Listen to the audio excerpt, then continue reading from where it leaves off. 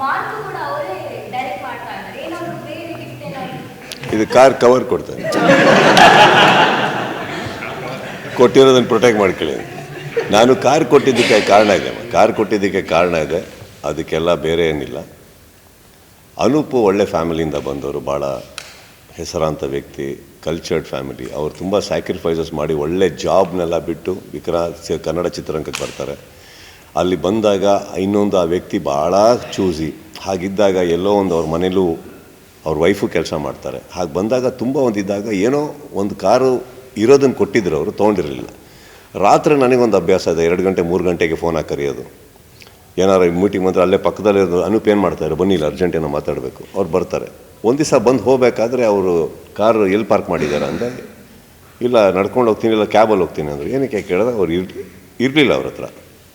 ಅದು ತಲೆಯಲ್ಲಿತ್ತು ನನಗೆ.